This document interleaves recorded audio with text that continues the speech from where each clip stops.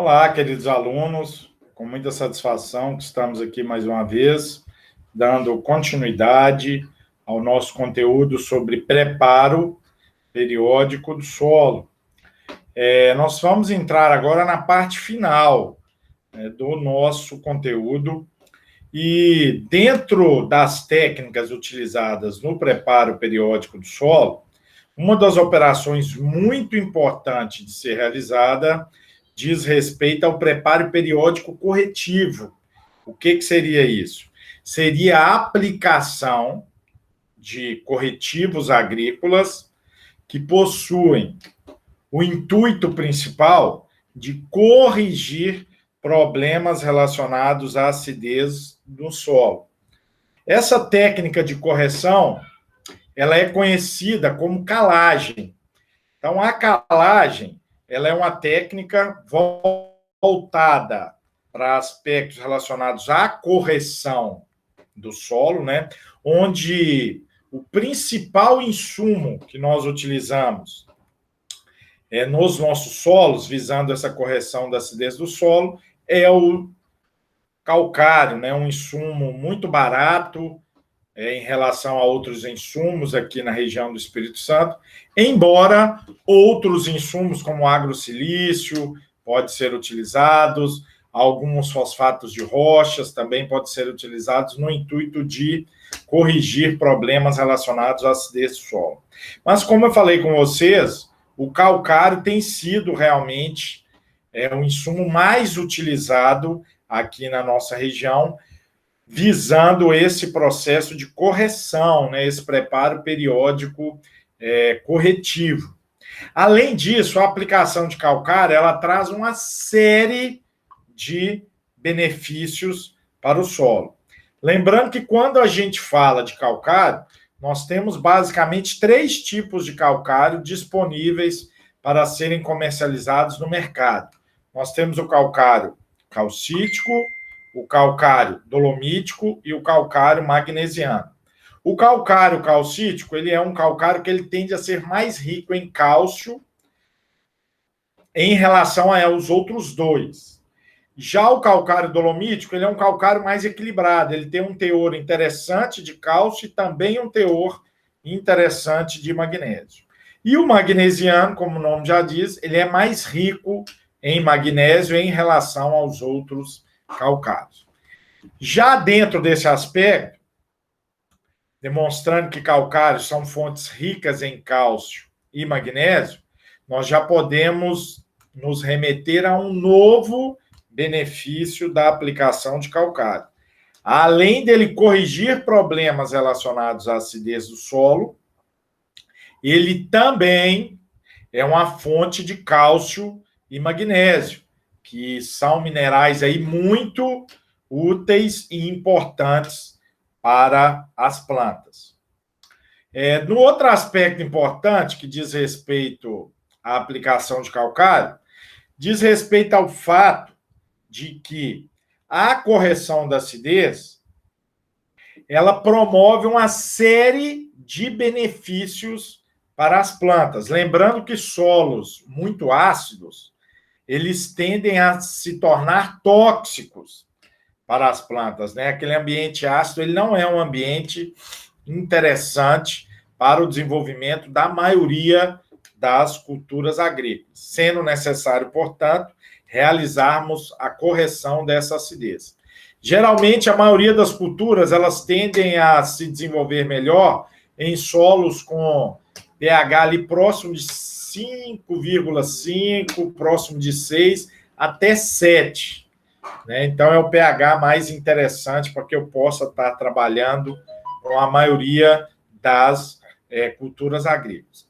Além disso, a correção do pH, ou seja, tornar solos mais ácidos, menos ácidos, traz alguns benefícios importantes para o solo. Lembrando que solos muito ácidos, eles tendem a apresentar uma disponibilidade muito grande de alumínio e manganês, que são elementos tóxicos para as plantas. Na medida que eu corrijo essa acidez, esse alumínio e esse manganês ele é transformado em formas menos disponíveis ou indisponibilizadas para as plantas. Então, eu consigo corrigir esse problema relacionado à toxidez de alumínio e manganês. Além disso, quando o solo ele está muito ácido, alguns nutrientes que poderiam ser disponíveis para a planta encontram-se indisponíveis devido a esse problema relacionado à acidez desse solo. Na medida que eu corrijo essa acidez, aqueles nutrientes que se tornavam indisponíveis tornam-se, portanto, disponíveis para a planta. Então, eu posso dizer que a aplicação de calcário é uma forma também de eu poder disponibilizar nutrientes para as culturas agrícolas, além do cálcio e do magnésio, que estão, são elementos ali presentes e que estão ali presentes na constituição do calcário. Além disso, a correção da acidez, ela consegue melhorar a eficiência de micro-organismos presentes ali no solo. Esses micro-organismos, eles são muito importantes, né? Micro-organismos como bactérias, fungos e alguns protozoários. Por quê? Porque eles realizam um processo de maximização da ciclagem de nutrientes, ou seja, eles conseguem transformar nutrientes que não estão disponíveis para as plantas em nutrientes disponíveis. Então, a questão da maximização desses micro-organismos é uma condição muito importante no processo de correção do solo, conhecido aí como calagem. Então, como deu realmente para vocês perceberem, a aplicação de corretivos no solo, principalmente através do calcário, que é mais utilizado devido a seu custo de aquisição ser mais barato, traz realmente uma série de benefícios, contribuindo, portanto, no bom desenvolvimento aí das culturas agrícolas. Com relação à aplicação de calcário, nós temos vários implementos onde nós podemos realizar essa aplicação. Um dos muitos comuns aí é essa carretinha, onde você preenche ela com o calcário e vai caminhando ali durante o solo. Essa carreta ela tende a ser puxada através de um trator, e na medida que o trator vai andando ali nas lavouras, esse material ele cai até esses discos vão girando e, consequentemente, vai contribuindo no processo de distribuição desse calcário. Lembrando que, se eu trabalho com pequenas propriedades, essa distribuição ela pode ser a lanço ou também realizada com tração animal, que é muito utilizada em propriedades menores e em áreas mais declivosas. É interessante salientar que, para que o calcário ele possa reagir completamente, é necessário que ele seja aplicado com pelo menos 45 dias de antecedência. Então, é interessante, ali, antes daquelas operações de preparo de solo, com que a aplicação de calcário ela possa ser realizada. Nós já vimos que, inclusive, a aração e a gradagem, ela pode ser uma técnica interessante para contribuir na incorporação desse calcário presente ali na superfície do solo. Então, é recomendado a aplicação do calcário pelo menos com 45 dias de antecedência antes do plantio das culturas que vão ser utilizadas na área estabelecida. Além disso, existe este implemento em formato de cone, que pode ser utilizado em propriedades menores, onde nós vamos, ele se assemelha a um funil, onde a gente adiciona o calcário aqui embaixo nós temos esses pratos giratórios, que vão contribuindo na distribuição homogênea do calcário por toda a área, como nós estamos observando na figura à direita. Então, existem várias formas de podermos aplicar esta correção. Agora, lembrando que é uma prática muito interessante de ser utilizada e que deve ser rotineiramente utilizada. Geralmente, a gente tende a realizar isso aí, de acordo com a análise de solo, de ano em ano, deve-se realizar essa técnica conhecida como calagem. Lembrando que muitos solos aqui da nossa região do Espírito Santo tendem a apresentar graus de acidez bastante acentuados, sendo, portanto, recomendado realizarmos a técnica de calagem. Bom, dentro das etapas de preparo do solo, nós vimos que muitas operações são realizadas através de mecanizações agrícolas, né, com o uso de implementos agrícolas. E quando eu vou trabalhar com a utilização de implementos agrícolas, eu tenho que ficar atento, principalmente com um aspecto muito importante, que diz respeito à umidade do solo. O ponto ideal da umidade no solo, ele deve ser determinado como aquele ponto ideal para que um trator ou um implemento agrícola ele possa operar gerando o mínimo esforço para aquele implemento, dando, portanto, melhores resultados nos serviços realizados. Esse mínimo esforço ele é interessante por quê? Porque quanto maior o esforço realizando pelo maquinário, pelo implemento agrícola, maior gasto de combustível nós vamos ter.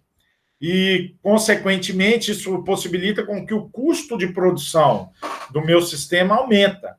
Né? E nós sabemos realmente que o preço do combustível, né, e principalmente do óleo diesel, que é muito utilizado aí para abastecer esses implementos agrícolas, ele não é muito barato. Então, ele pode contribuir bastante em elevar o custo de produção dos nossos sistemas.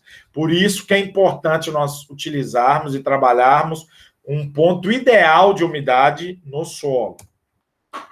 Bom, lembrando que solos com umidades excessiva, além desse problema de maior gasto, maior esforço gerado pelo maquinário, eu posso gerar um problema no solo, né? O solo tende a sofrer maiores danos físicos na sua estrutura.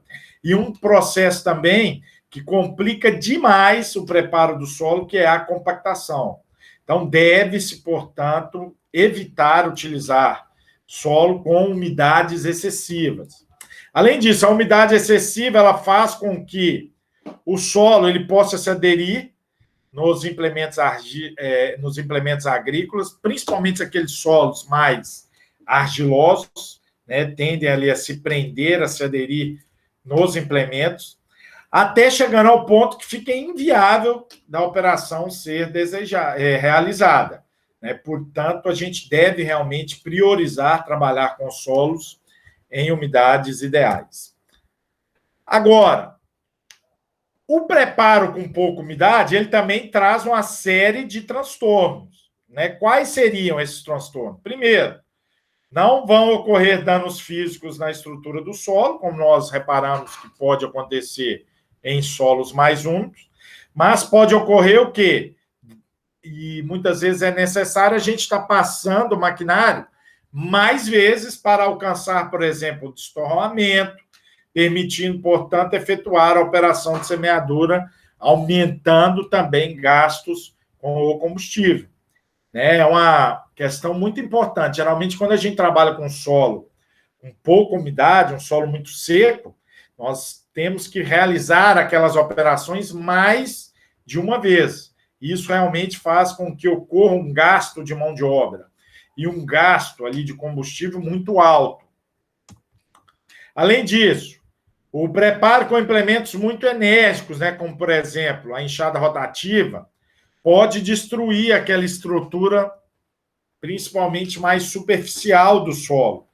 Isso faz com que o solo ele se torne mais pulverizado e, consequentemente, isso contribui para o processo de erosão.